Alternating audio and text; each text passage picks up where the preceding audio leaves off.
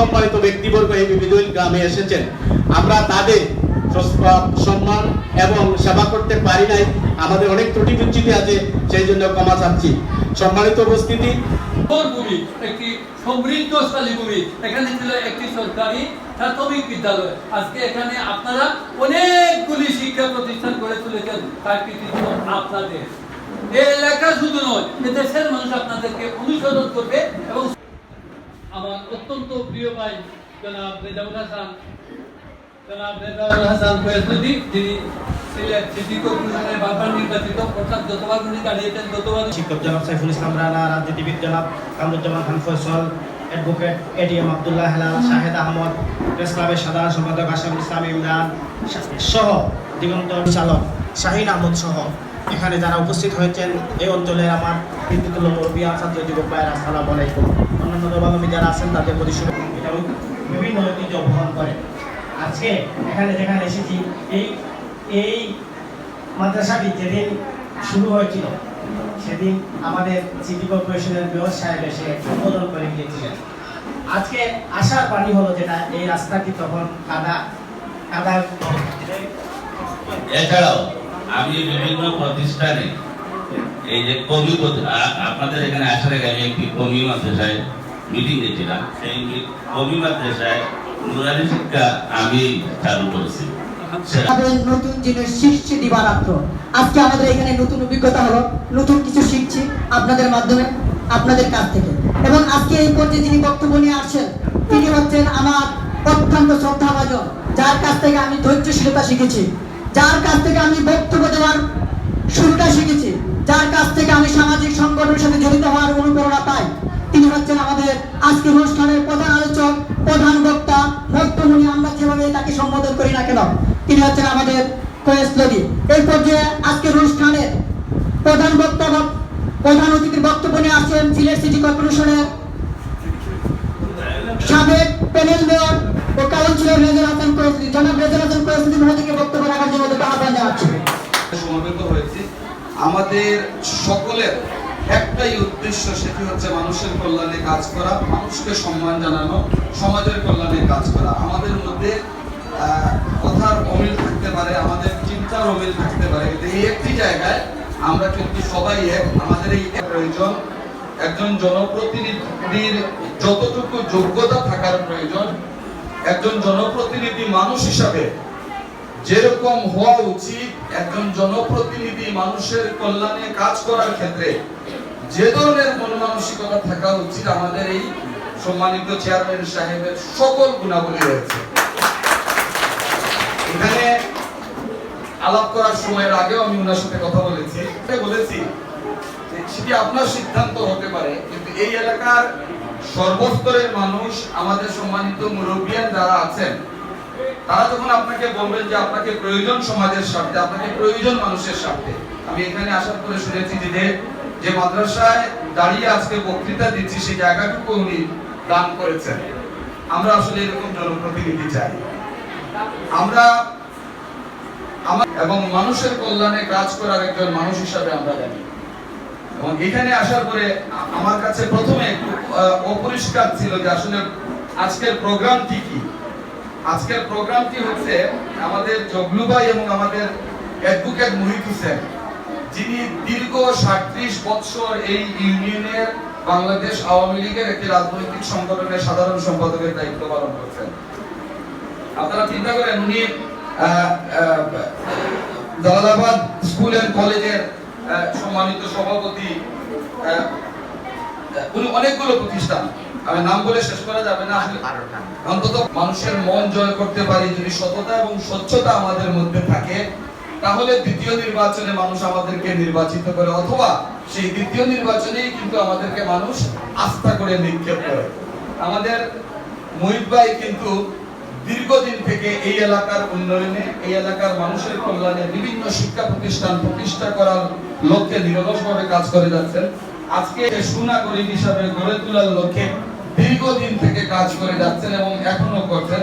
আজকে এই 3 জন ব্যক্তি অথবা 3 জন প্রতিষ্ঠান, আমি বলবো, তাদেরকে আজকে এখানে সম্বর্ধনা দেওয়া হচ্ছে। এবং এটি আমি মনে করি আজকের এই দিনটি আমাদের জন্য একটি ঐতিহাসিক দিন, এই কারণে যে আজকে এই সম্বর্ধনা অনুষ্ঠানের যারা আয়োজন করেছেন তাদের হিসাবে গড়ে তোলার জন্য কাজ করে গেছেন। আমি এই অনুষ্ঠানে না আসলে হয়তো এই ভদ্রলোক এই মানুষ সম্পর্কে এত কিছু জানার সুযোগ আমার হতো না। এজন্য আমি আমাদের আজকের এই অনুষ্ঠানের আয়োজক দিগন্ত.com-কে আন্তরিক ধন্যবাদ এবং মোবারকবাদ জানাচ্ছি, যাদেরকে সহযোগিতা করছেন সিলেট টুরিস্ট গাইড অ্যাসোসিয়েশন। এবং আমি ধন্যবাদ জানাচ্ছি এই এলাকার সর্বস্তরের মানুষকে, যে ওনারা কিন্তু আসলে একটা প্রতিষ্ঠান হিসাবে একটা অনুষ্ঠান করতে এসেছেন এবং এলাকার সম্মানিত মুরব্বিয়ান সহ সংশ্লিষ্ট সকলে ওনাদেরকে সহযোগিতা করেছেন বিধায় আজকের এই অনুষ্ঠানটি সুন্দর এবং সফলভাবে নিষ্পত্তি বা সম্পন্ন হচ্ছে। এর মধ্যে সবসময় ছিল, এখনো আছে, হয়তো ভবিষ্যতেও থাকবে। আমাদের দুর্ভাগ্য যে আমরা দীর্ঘ 50 বছর পরে সুবর্ণ জয়ন্তীতে এসেও আমরা ইতিহাস নিয়ে বিভিন্ন ধরনের বক্তৃতা দিচ্ছি। আসলে আমরা ইতিহাস সকলেই জানি। একজন সম্মানিত বক্তা চমৎকার বলেছেন, আজকে যে ইউনিয়ন পরিষদে দাঁড়িয়ে আমি বক্তৃতা দিচ্ছি এটি হয়তো একসময় ইতিহাস হয়ে যাবে। আজকে যে ভদ্রলোক জনগণের ম্যান্ডেট নিয়ে নির্বাচিত প্রতিনিধি হিসাবে অনেক উন্নত জীবন ব্যবস্থাকে উনি ছুড়ে ফেলে দিয়ে অনেক উন্নত দেশে থাকার সেই সুযোগ থাকা সত্ত্বেও যিনি সেই সুযোগ গ্রহণ না করে একটি বাংলাদেশের একটি গ্রামে এসে সেই গ্রামকে উন্নত করার, সেই গ্রামের মানুষকে উন্নত করার, রাস্তাঘাটকে উন্নত করার এই যে মন মানসিকতা, এই যে সুযোগটুকু বা এই যে ত্যাগটুকু উনি করেছেন, এটি আসলে একটি অনুকরণীয় দৃষ্টান্ত। এটি কিন্তু আমাদের মনে রাখতে হবে, এই বিষয়টি অত্যন্ত গুরুত্বপূর্ণ আমাদের কাছে। আমি আমাদের এই পীর সাহেবকে ভুলে যাই তাহলে জিনিসটা কেমন হবে? আমরা যদি এই কোঅপারেটিভ সোসাইটি যারা করেছিলেন, যে 13 সদস্য বিশিষ্ট কমিটি, যারা অক্লান্ত পরিশ্রম করেছেন, যাদের পকেটে 10 টাকা ছিল না কিন্তু 10,000 টাকার স্বপ্ন যারা দেখেছিলেন, আজকে সম্মানিত একজন বক্তা সুন্দর করে বলেছেন যে আমার পকেটে বা আমার যখন 100 টাকা দেওয়ার সামর্থ্য ছিল না তখন আমরা সেই স্বপ্ন দেখেছি, আজকে আমি 1 লক্ষ টাকা দিতে পারি। জগলু ভাই বলেছেন আল্লাহ আপনাকে 1 কোটি টাকা দেওয়ার তৌফিক দান করুন, আমরা সেই দোয়া কিন্তু আপনাদের জন্য করি।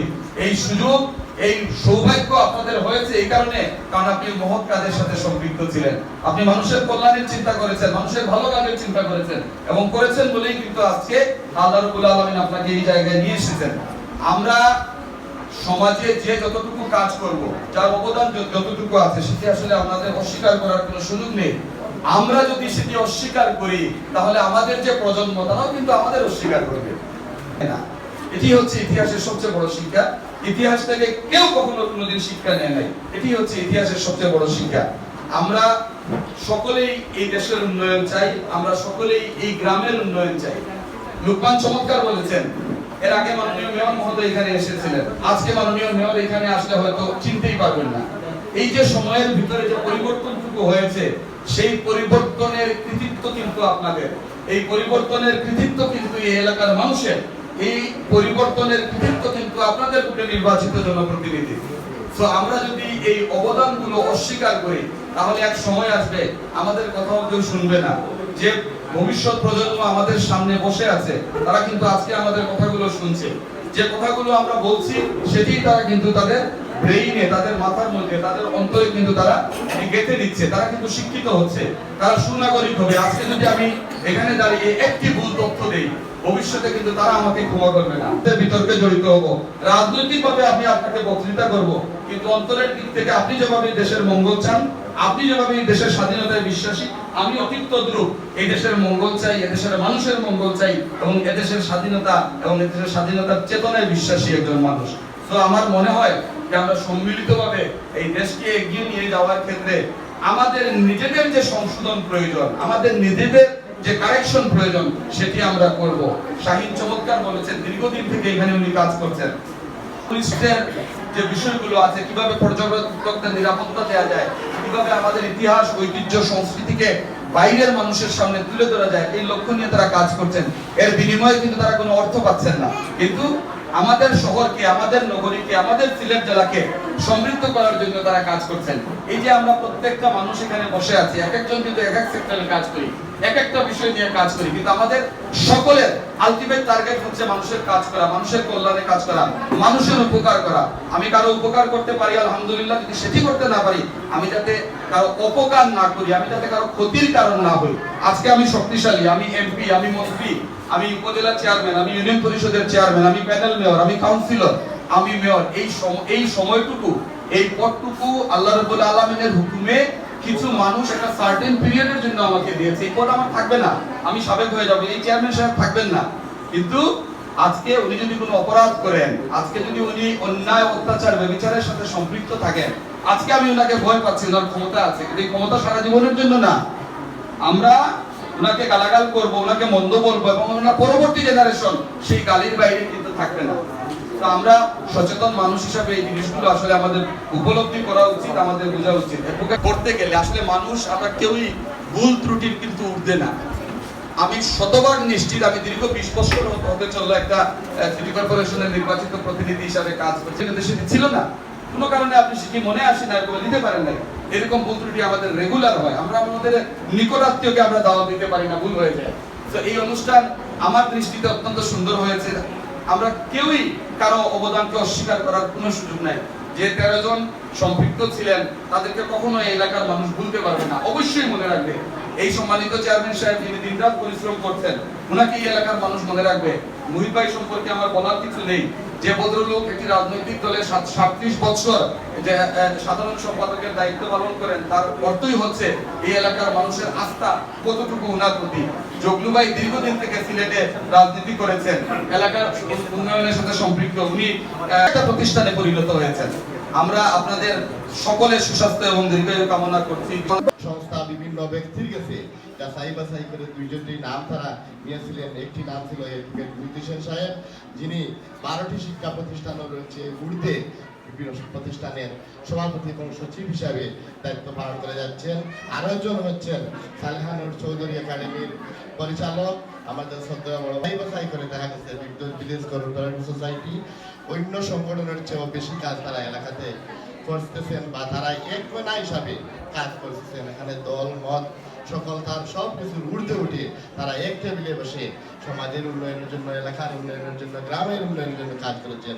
তাই তার বাছাইকৃত হবে ভিলেজ কোঅপারেটিভ সোসাইটির নাম এসেছে। তোমাদের আমি আমাদের এই অবস্থানে এখন পর্যন্ত আমি আছি। সুতরাং আমি নির্বাচনে দাঁড়ালে কোনো সুযোগ আমার নাই। সম্মানিত উপস্থিতি, আপনারা যখন সমাজে কাজ করার বিভিন্ন ক্ষেত্রে আছে, চেয়ারম্যান ছাড়াও সমাজের কাজ করা যায়। এই